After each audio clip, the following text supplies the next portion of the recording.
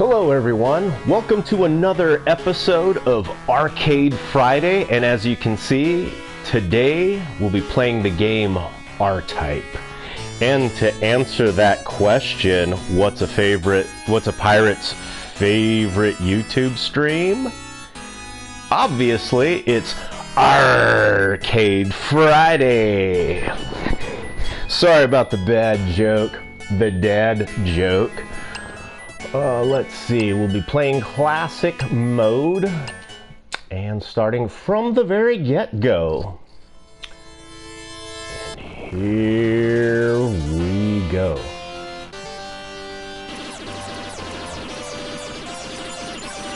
Alright. Oops, I did not mean to push that button. Oops. So I was trying to connect my Mayflash F300, I believe is what it's called. It's my arcade stick. Ooh, bring that back here, buddy. And I unfortunately could not get it to work. At least not for live streaming. Whoops. Sorry, can't walk and chew bubblegum clearly. Oh, great. You're gonna start me off here instead of at the very beginning. That's really bad. For me, anyway. I think I can handle this, though. Well, we'll find out, won't we? And by we, I mean the royal we. As in you and me. Come back. I guess it got... Ooh. Don't shoot me in the back. Thank you. Appreciate it. Ooh, la la. So a little bit about the history, my personal history of this game. Oh my goodness, I'm getting my butt handed to me here because oh geez Louise. Chill. Alright. So a little bit about this, well, let's see, where to begin. First time I've ever seen this game, I was living in a city called Black Diamond, and if you don't know where that is, it's probably because you do not live in the state of Washington. And that's not a bad thing. Not knowing this isn't going to hurt anything. Alright, let me see. Gonna be focusing for a while, so probably not speaking too much. Easy peasy, I'm Japanesey, here we go. Alright, so anyway, the first time I was exposed to this game was, I've never heard of this game before. I saw it as, let's see, I believe I was in junior high school. That year, I used to live in Maple Valley, and that particular year, the river flooded. I used to live along the Cedar River when I lived in Maple Valley. So the Cedar River was pretty much in the backyard, and it flooded. It rained heavily, and this was during November. And so while we were flooded out, the landlord had us relocate, and my father relocated us to our grandparents' house temporarily. And around that time, since we were staying with our grandparents, they lived in they lived in Black Diamond, which is quite far away from where we lived. Normally, geez, there's so much stuff on the screen, and I'm trying to focus on the story while not getting killed here. So I do apologize, but again, I have a hard time walking and chewing bubblegum, so to speak. Not in real life, not in actual, not literally, but figuratively, as in for this game. having a hard time. 'Cause it takes a lot of concentration to not get killed in a shmup.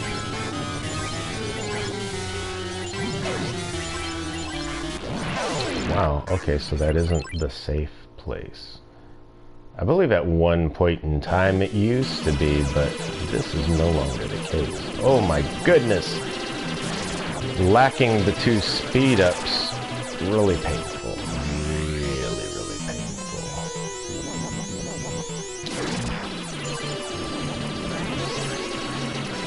I would not mind a speed up or 2. Oh boy.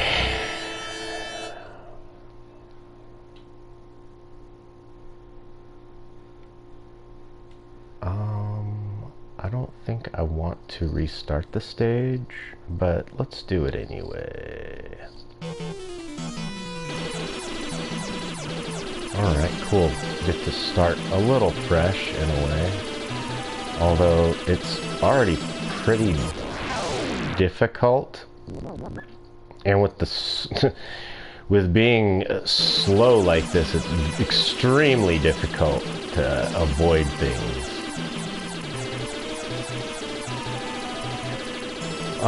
Let's see. Story. Oh, thank you for the speed up. That is so much better.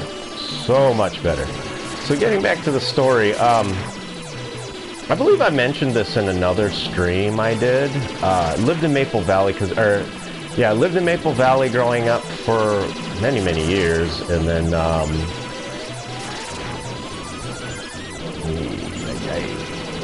come on! A little more firepower would really be nice. Come today. Golly! No, let's start over at the first level, because that sucks. Like any shmup, you're kind of screwed, really, if you die later on. Everybody knows the dynamics of most shmups are first level, you power up as much as you can, and then you spend the rest of the game trying not to die. Alright, back to the story. This is a little bit easier to manage. Let's see, where was I? Okay, so I did mention, during junior high, I think I was in the 8th grade, living in Maple Valley, the Cedar River flooded on us, and so... Alright, cool. So, we had to leave the house. We stayed with our grandparents. Or my siblings and I's grandparents. For my father, it was his parents. But let me see here. Trying not to die while telling the story. I do apologize again. Having a hard time with the walking and chewing bubblegum, figuratively speaking. But anyway, yeah. Yeah, I mentioned this in another stream. Got flooded out in the 8th grade from where we lived, so we stayed temporarily with the grandparents. And ooh, this is a really good weapon. Probably my favorite, actually, out of the 3 they give you. But had to stay with them while the landlord was repairing the place. Fixing, water came in about, I believe the house was about 3 feet off the ground, and so water coming into the house was about 3 feet into it as well. So you can imagine, the water was quite deep when we got flooded. And so, I don't care. I'm going to lose this next life and start the level over, so it's whatever. That way I can tell the frickin' story and not care if I die or not. So anyway, the water came in pretty deep. Our neighbors got it depending on how far down the road it was from us, depending in which direction, certain neighbors got it worse than others. We had one at the end of the road that his house was about 12 feet up from the ground, stilted like that, and water still got into his house. So, I mean, just where he was at, the water came in pretty deep, and he had a funky story about how his son was in a canoe trying to get them out of the house, and the water was flowing at such a rate that when they bailed out of that canoe, and it was an aluminum canoe, that canoe got wrapped around a telephone pole. I mean, how horrible is that? Like, just trying to rescue his own father. But yeah, luckily him and his friend bailed out, and they made it back. They made it out alive. The father eventually got out too, which was great. And because he was a really good guy. But yeah, it was pretty bad, needless to say. And so while repairs were being made to the house, and then there was a lot of cleanup to do too. There was a lot of silt everywhere, a lot of sediment, and there was a lot of street sweeping manually. And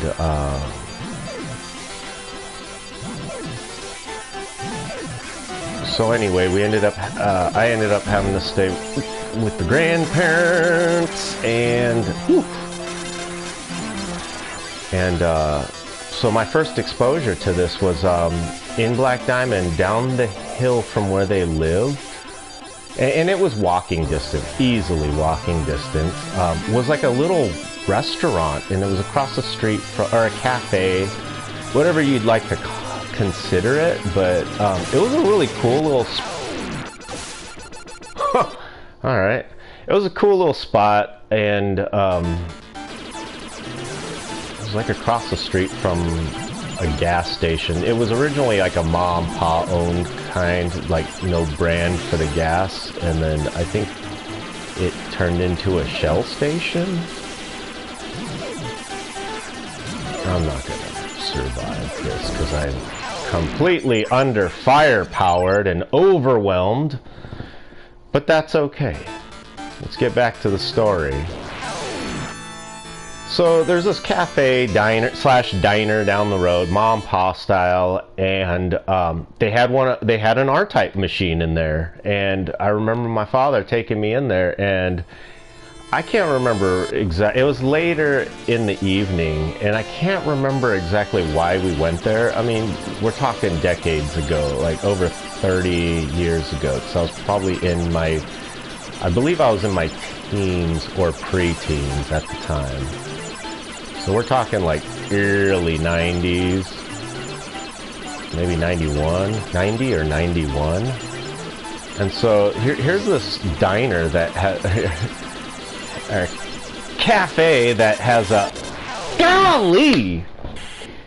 Here's this cafe in the middle of nowhere, mind you. This is like a city that doesn't have a lot of stuff. Like we're talking like very small town, place where like the neighbors pretty much know everybody, everybody living there, and I'd say most of the population were old folks, because it was kind of like a retirement section, if you think about it. Fun. Once I'm done with this damn story, I am going to stomp this game, because I'm actually pretty good. Contrary to what it looks like, I'm actually very good at this game. But not while I'm trying to walk and chew bubble gum at the same time, figuratively speaking. So anyway, getting back to the story, this little cafe has this game in it. And like I said, this is like a tiny, small town of retirement people. I'd say most of the population was... it's one of those towns where it's like there's either really old people or really young people. There was like nobody in between, hardly any teenagers, and so it's either adults who are down there visiting family, which would be their parents, and so the young kids that are there, it's their grandparents that they're kind of staying with, and some of these adults are like, you know, move back home kind of thing. Even though that wasn't too prevalent in the early 90s like that, not like it is now where it's practically everybody's moving back home, which is, you know, it's let's just say it's proof of how bad the economy has gotten. Fun stuff. So getting back to the story, because this, you know what, how about I tell my frickin' story now? So anyway, because I want to finish this goddamn story. I believe that's still PG-13 to say goddamn, so as long as I don't drop any cuss words, I suppose, it's still or I can drop one, I guess, if this were a movie. But anyway, I really don't care that that's game over. So anyway, getting back to my damn story, where the heck was I? So anyway, there's either old people or really young people. There's no teenagers, not very many preteens living there. So like, and there is an elementary school there, but there's no junior high, no high school, and you would have to go to the next city over, which was further out, which was quite a drive away, to be honest, which was called Enumclaw, and that was an even... I don't know, it's hard to describe these towns, but anyway, let's just say this is a small town, like kind of one of those towns where most of the people know who everybody is, and occasionally you'll see people in the in-between age group, but they're just visitors, right?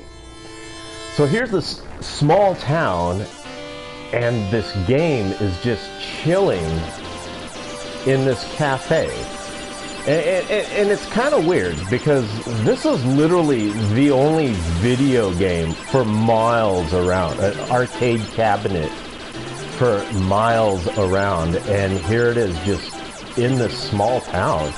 In fact, at the time, Maple Valley was a very small town too, but still a little bit bigger than Black Diamond, and no arcade machines until a little bit later. I believe the 7-Eleven had one. Gotta love it. Again, once I'm done telling this story, I am going to stomp all over this game. I have kind of a mental handicap. Well, not kind of. I have a few handicaps, so... and some of them are focus based, so I really have a hard time with things. Like multitasking is, even though it's kind of been proven that multitasking is not really existent, I still believe to an extent people can do it.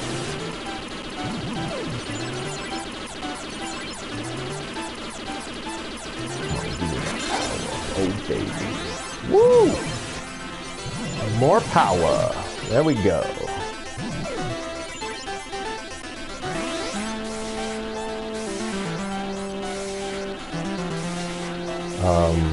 Oh yeah, small town. Small town with an arcade cabinet. So yeah, here it is. You know, and what's there is an R-type arcade cabinet. And I had been to a few arcades prior to that, and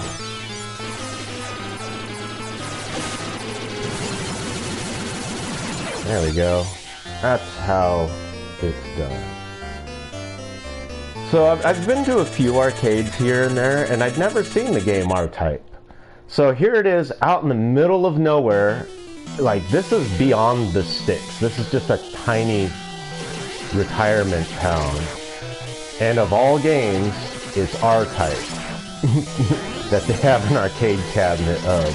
Not Pac-Man, not Frogger, not anything more popular at the time. It's just R-Type. And it was out of place, if you ask me. And so I find out more about this game later on, you know, because I'm watching the demo, and I don't even know why we're there. So my dad's having a conversation with the person at the not the check counter, the cashier, and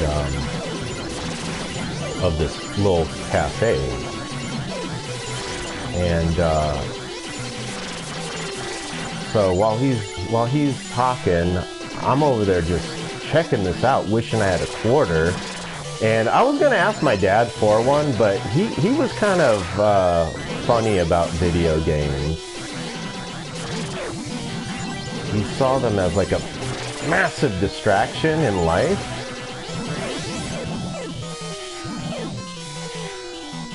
Until he started playing some. But we'll get into that another time with a different arcade classic. Oh man. With a different arcade classic that had a home port for the NES. But I'll get into that much later. Not this episode, but when I do an Arcade Friday of that particular game. Well, anyways, so we saw him like that, and just as a waste of money being in an arcade. Later on, that mentality changed, especially when he had this horrible girlfriend later on, and then took us to Portland. I believe it was Portland, Oregon, and we went to the carnival there, and so he'd give, or not a carnival, yeah, it was kind of a carnival in a way. I can't remember what it was about. It was like a fair or something. I don't remember. Long ago. We're talking that at that time I was a teenager, but we're talking about the Black Diamond thing. And oh boy, I think this is low enough to avoid. Yes, it is.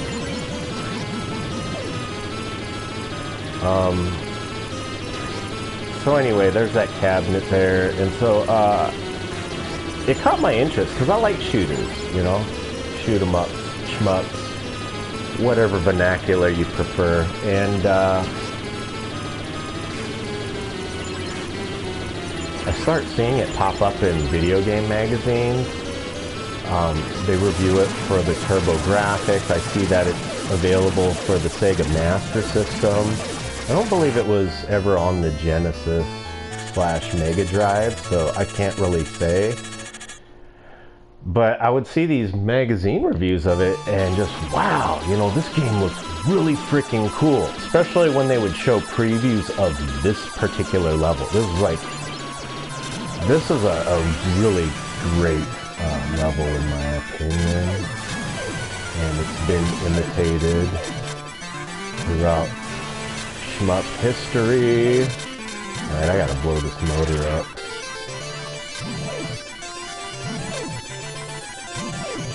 So that was my first exposure to it, was just finding its existence in the middle of nowhere.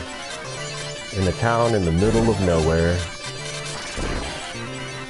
I mean, we're talking about a town that's like almost a 4-hour drive from the Seattle area. And the city I was living in was like a 2-hour drive from the Seattle area. Maybe longer than that. No, I think it was about 2 hours. At least it was for maybe 2.5 bus, if you were busing there. And I did a lot of busing from Maple Valley to Seattle when I went to the Art Institute of Seattle. In my, oh, I don't want that weapon. In my, teens, my late teens.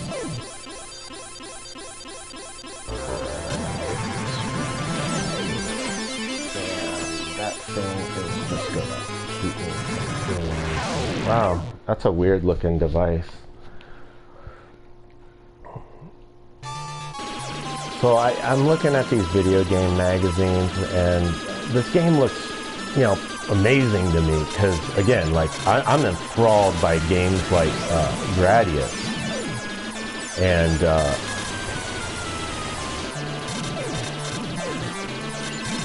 golly, got me.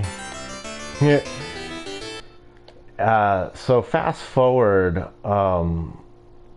I believe I'm a freshman in high school, and a close friend of mine at the time, he invites me over to a birthday party. And one of his friends that grew up having, you know, decent amount of money, in my opinion, or grew up around decent money, in my opinion. I mean, compared to us, everybody was rich when I was growing up. So, anyway, I'm at this birthday party, and his friend brings a TurboGrafx-16 over. And guess what one of the games was on that? He had the hue card of R-Type. And so I was able to finally play this game for the first time. And I'd say the TurboGrafx-16's interpretation of the arcade game was a pretty good one.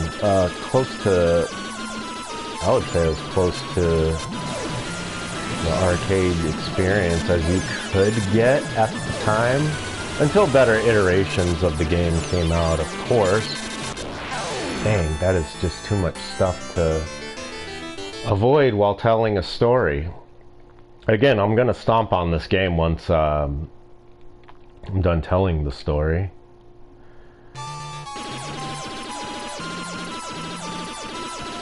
I believe I got to this particular level. I think I beat this level, and then that was as far as I got till I ran out of continues. But yeah, the TurboGrafx-16's version, that was a good experience for this game. And I'd say until the PlayStation 1 version came out, where it's literally just a version of this. Like that was as good as it was gonna get until until like the PlayStation 1's version of this finally came out.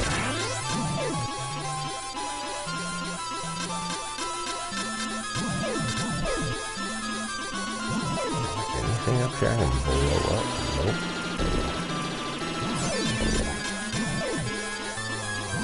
And so one of the things that stood out for me was that you have this force pod, and the dynamic of it, like doing that, switching sides, and then pretty much using it like a shield. It's almost like you're like a knight or a warrior using a tower shield, really.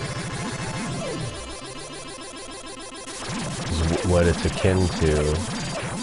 And yeah, I loved that dynamic. I just thought, wow, that's very unique. And years later, it's a dynamic that's copied, just like the option, you know, quote unquote options are copied a lot in shmups as well, or satellite weapons, whatever, you know, whatever vernacular that you want to use for that. Ah! Got me!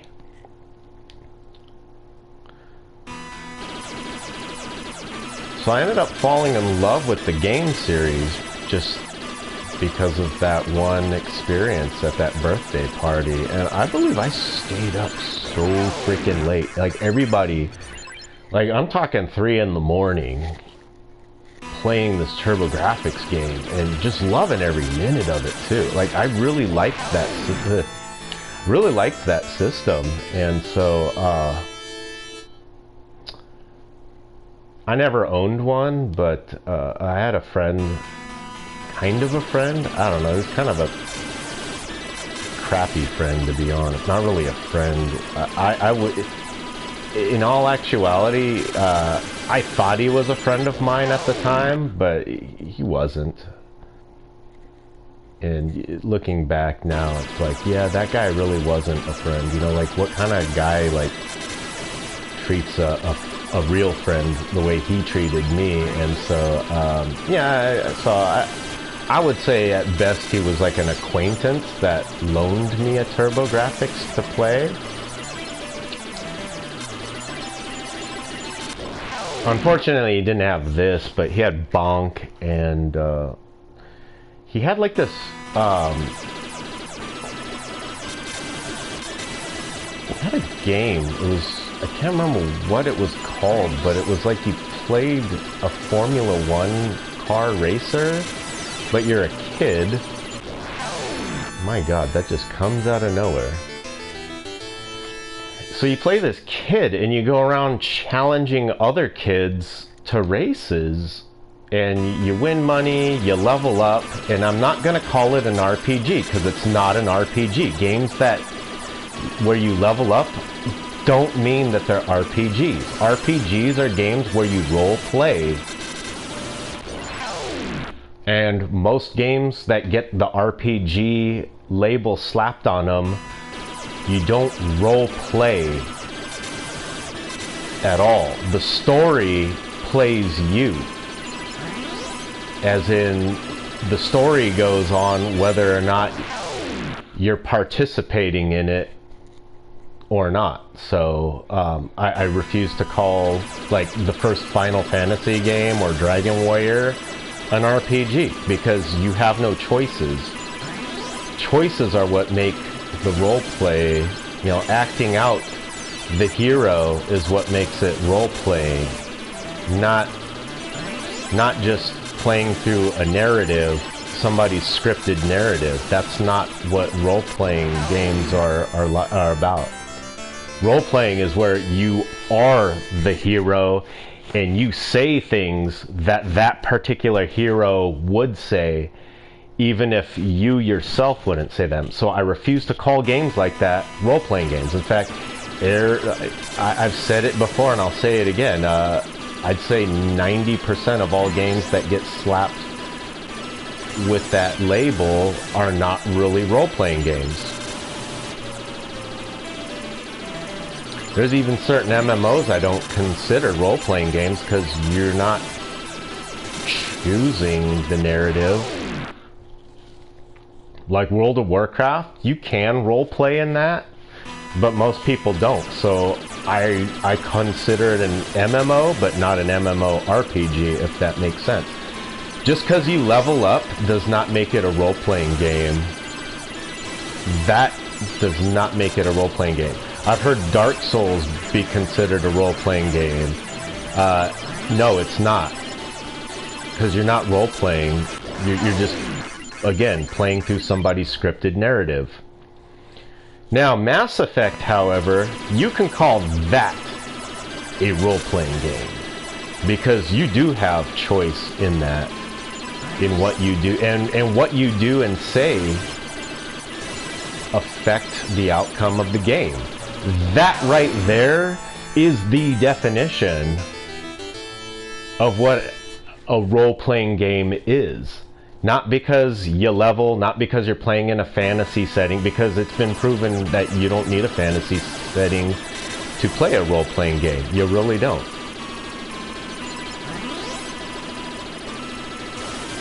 What makes a role-playing game is role play, not leveling.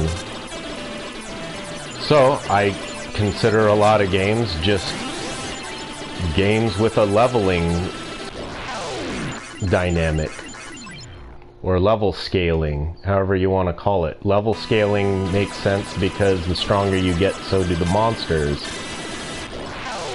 And the idea is to get strong enough to fight said monsters and get proficient at it. So yeah, I refuse to consider that.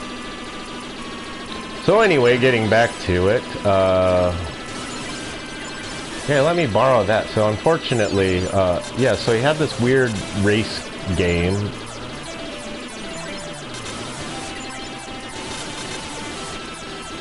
Where you challenge people. It was a fun game, I'd say. Never beat it though. Final Lap Twin, that was the game. That's what it was called. I keep thinking it's called like F1 something something, like F1 Superstar or something. No, it's called Final Lap Twin. He let me borrow that, as well as Keith Courage in the Alpha Zones, and my goodness, I never beat that game. It's so hard, but golly, I love that game. I still love it to this day. In fact, I'm really disappointed that the TurboGrafx Mini didn't include that. Like, it was the pack-in game in America. Why wouldn't you put that on the TurboGrafx Mini? It's not even in the PC Engine Mini, which it's called something else in Japan for the PC Engine.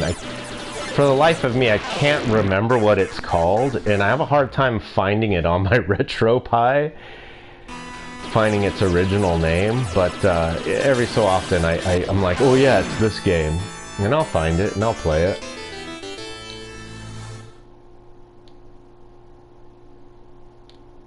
So he let me borrow those games. It was Bonk's Adventure, Final Lap Twin, and Keith Courage in the Alpha Zones.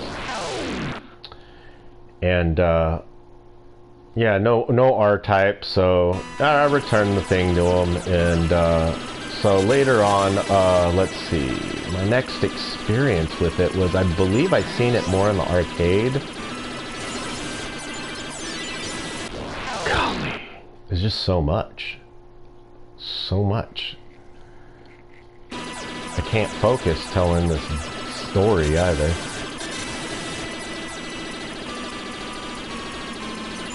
Yeah, so fast forward, I'm in my 20s, and my next experience is a version of this released for the PlayStation 1 or the PS1, depending on what you want to call it.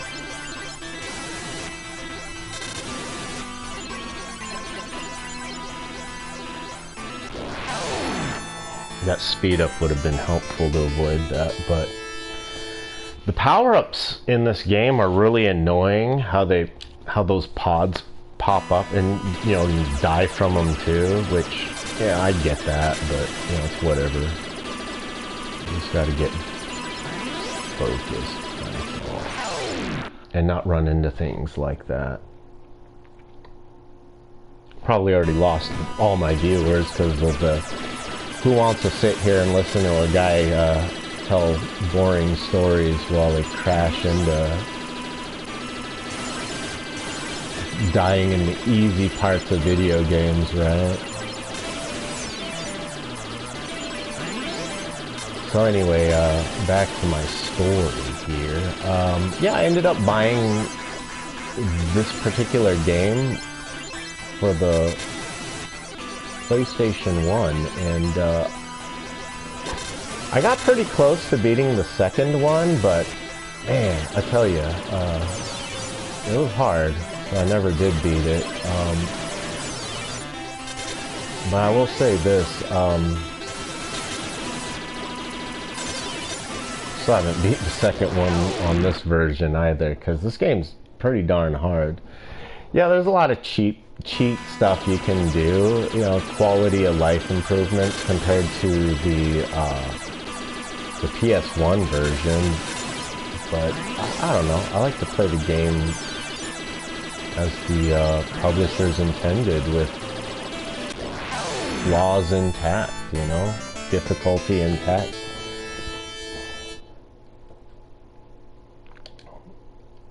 And yeah, this, in my opinion, the R-Type, the first R-Type anyway. Some of the other ones, I don't know, not a big fan of. Like, I didn't like the second one for the Turbo Graphics, and I didn't like Super R-Type for the SNES. That game was like just a hot mess of flaws. I mean, Gradius 3 for the Super Nintendo. Now that was a shooter right there.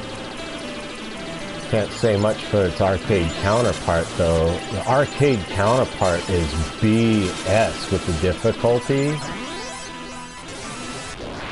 Fun! Alright. Try that again.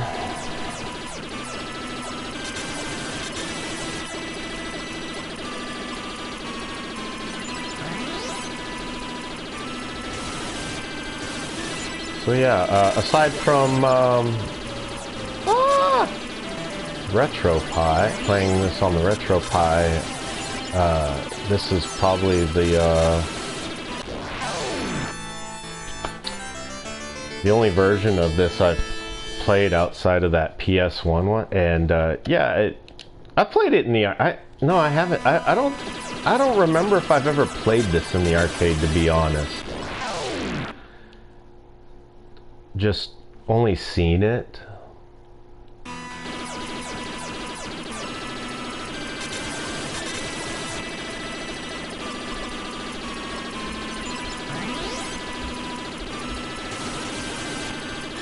But yeah, this is, in my opinion, this is one of the greats.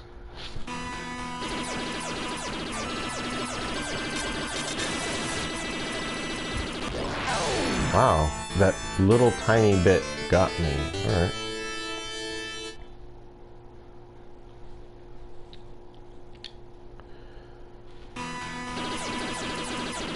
I'd tell more of the story, but I'm at a point where I'm really sick of crashing into stuff. I'm pretty sure you all are bored listening to this story. Listening to me trying to tell a story while crashing and dying at the same spot over and over and over again. So I'm gonna quit and just focus on gameplay.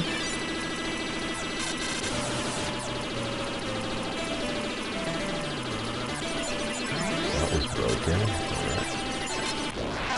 Right. How did that hit me? But the bullet that hit the cockpit was registered as hitting the force unit.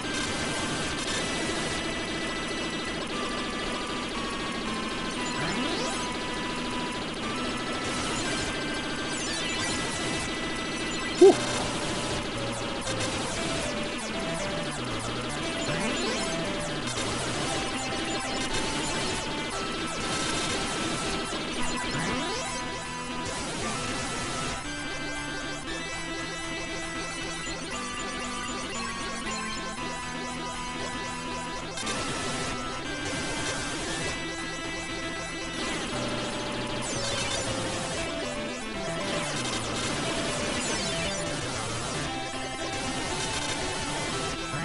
Get it, guys.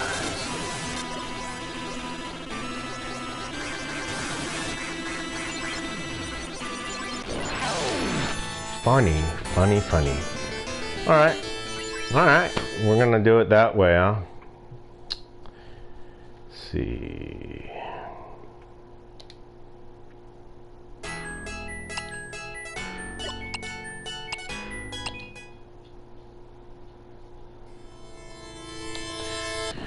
Alright, Irem. Get ready to have your game stomped all over.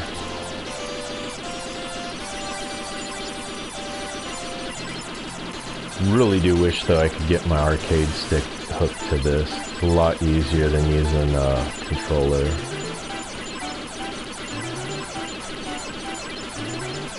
But since I'm not telling the story anymore, because I'm over trying to tell that story.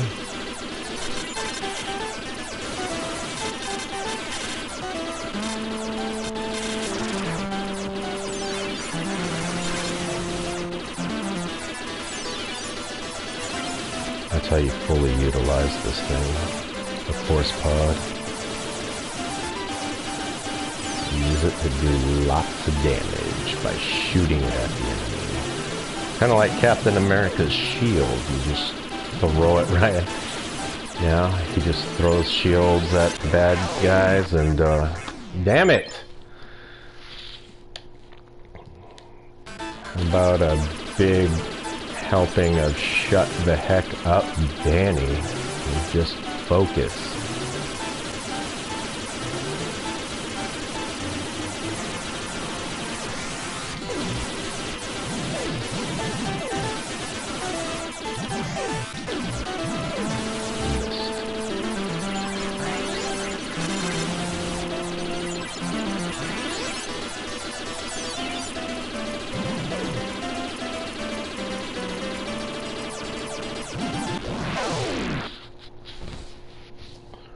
I really don't like that this top stuff right here is blocking the screen. Like I wish that was blacked out and then that, like have a border on that. Because there's stuff that I can't see with that blocking it. Like, I mean, I can fly up there and not see part of my ship. It's irritating. I know I'm nitpicking, and that's just how the game's designed, but it doesn't mean they couldn't have fixed it for this. Just saying, they did a lot of other stuff that wasn't in the game, like what was it? Like when you die, you can have your ship just respawn instead of go back to checkpoint.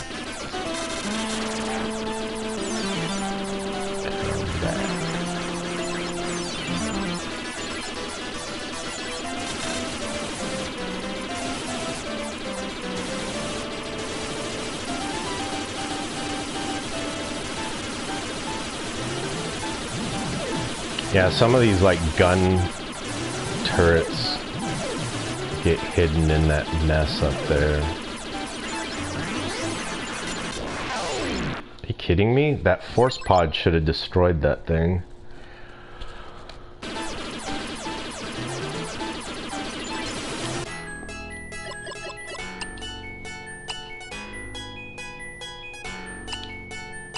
Oops, I don't want infinite mode.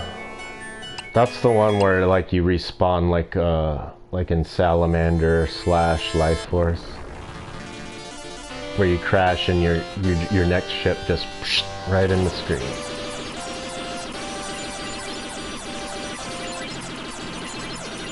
In some games I would rather it did that, like the Gradius series,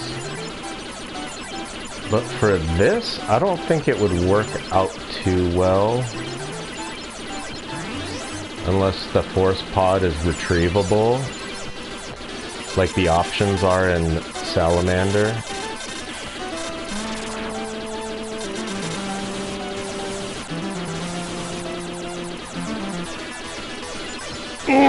Jeez, maneuvering's so much easier with the Mayflash. I'm just saying. Because I have analog stick drift, so every so often that left stick just screws me over and causes me to crash into stuff because it pulls to the left. It does make me wonder how many of my deaths were caused by stick drift, to be honest, but I know some of it, I know a lot of it isn't, but every so often, some of it is. Alright, my favorite gun in the game. Finally, this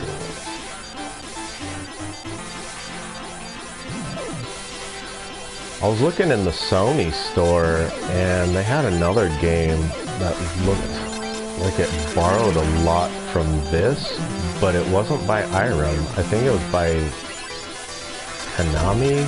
Can't remember the name of it though.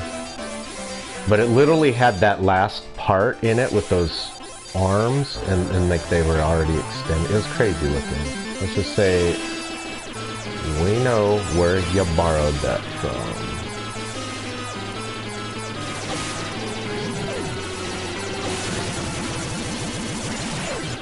Alright, come back. Told you I'd be stomping on this game when I'm not telling the story.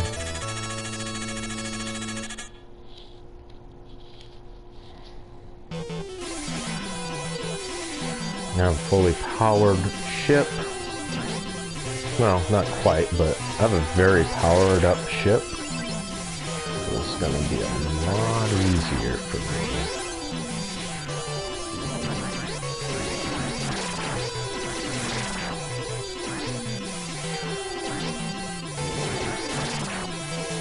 Honestly, I would really love if NEC, well, I don't know if NEC owns it anymore.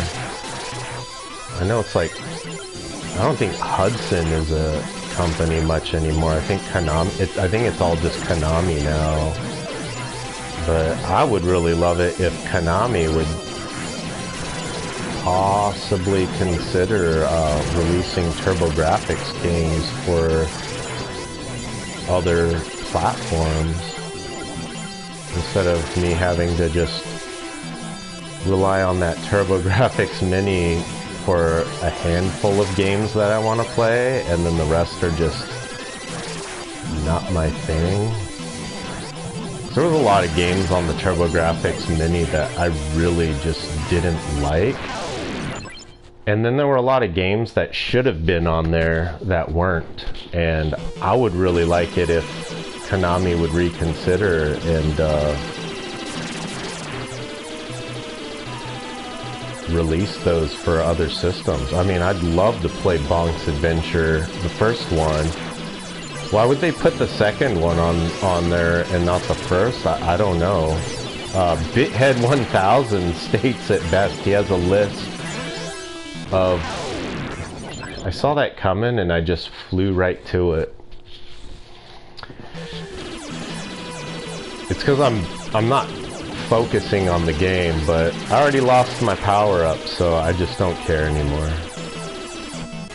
I mean, I can easily just do this. Oh, don't like that level. I'll just fast forward past that one level that was giving me a hard time because I've already beaten this game. This thing sucks to fight.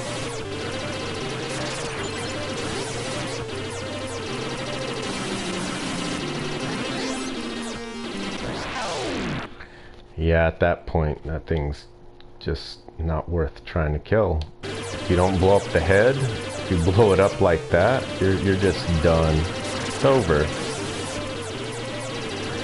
But yeah, Bithead 1000 had a video where he said where they screwed up and then had a list of what they got right, and I'm gonna tell you, I agree 100% with that list. Well, I don't agree 100% of that list, but I agree with the fact that Konami really screwed up with some of their game choices. There's a lot of games on that on the TurboGrafx Mini that are crap. And then there are a lot of games that should have been on there that weren't.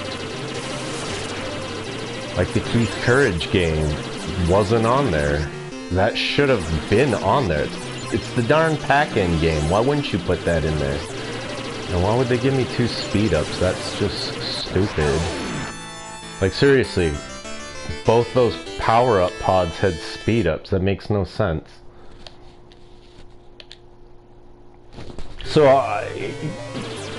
touching back on what I was talking about, I would really love it if Konami would reconsider maybe putting some of those games on other platforms.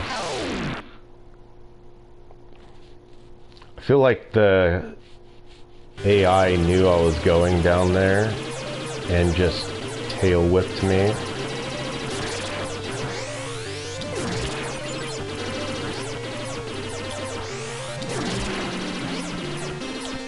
Honestly, I should be utilizing that. Yeah, see, it's not me. I did see 2 speed ups. Why? Why 2? I don't need speed ups. I need force pods. Let's see something real quick. Nope, I did lose my viewer. Whatever. It's all good. Nobody's watching,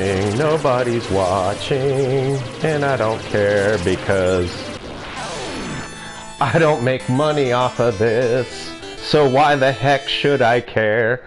Honestly, why the heck should I keep it PG-13? Well, I'll tell you actually. I have a niece who is very young, and I don't make these for adults to watch. I'm making this as a record so when I'm gone, she misses her uncle, she can watch this and at least get a little, yeah, 2 speed ups is too much, especially when you have no force pause. So yeah, if she's ever interested in knowing more about her uncle, she can always just watch these videos and have story time with Uncle Danny on stream. I think I held that one in.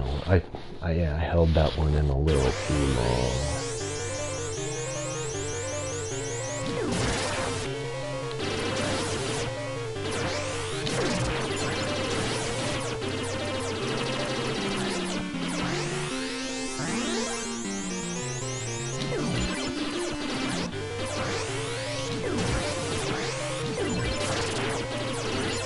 An extremely annoying stage.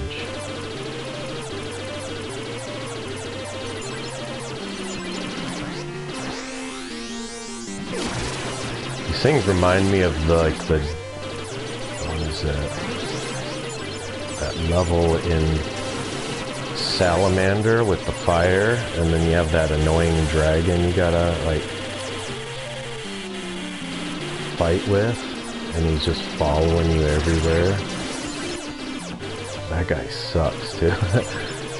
That dragon. And then he blows up a lot like these worms do.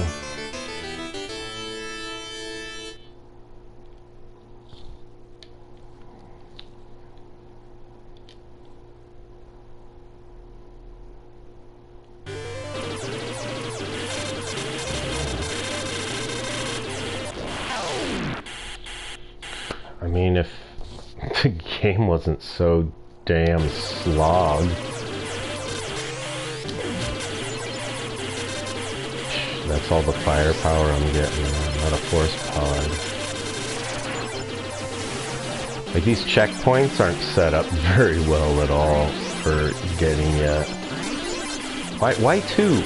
Why so much speed? That's bad game design, straight up. But again, this is an arcade port, so it's meant to eat your quarters because it's from the arcade.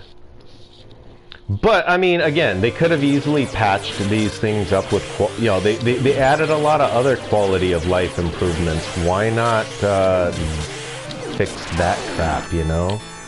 Fix the checkpointing better.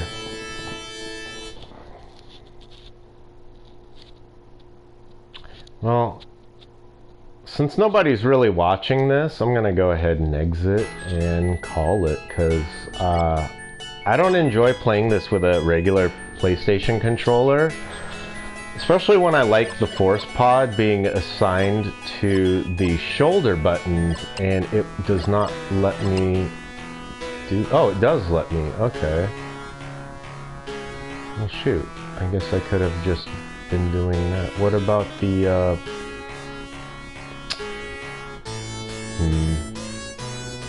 like the other shoulder button assigned to just shot missiles so I could do my charge ups that way.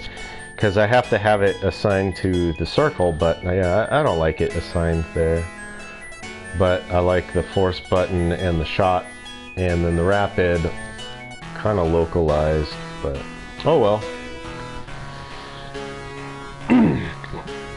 Well, I'm gonna end the video. If you've made it this far, leave a comment down below and say, Danny, I am your hero, because not too many people watch past the first 30 seconds of these videos, or watch past the first 30 seconds of tuning in. And I don't know, I find it odd that a lot of you folks that watch my videos will tune in and stick around for games I have no desire to keep playing, and yet the games that I would love to spend hours on, nobody watches them while I'm streaming. So I don't know, it's again, I don't care that I'm hopping off now, because nobody's watching. Absolutely no one. 0 people. 1 person tuned in and then bounced. I don't know when, but yeah, and I honestly, I don't blame them either. I mean, I'm not pointing fingers and saying, oh, you know, I've bad viewers. No, not at all. Not in the least bit. It's just, I don't see a reason to keep streaming if no one's gonna watch it after I've told my story and said my piece about the game. So I've said my piece about the game, I told my story, and so I'm done. I just find it funny that when I'm doing a retro review, however, on a game I don't like, I get people wanting me to keep playing the game, and I'm just like, no, I'm not having a good time playing this. Why are you goading me and asking me to keep playing it?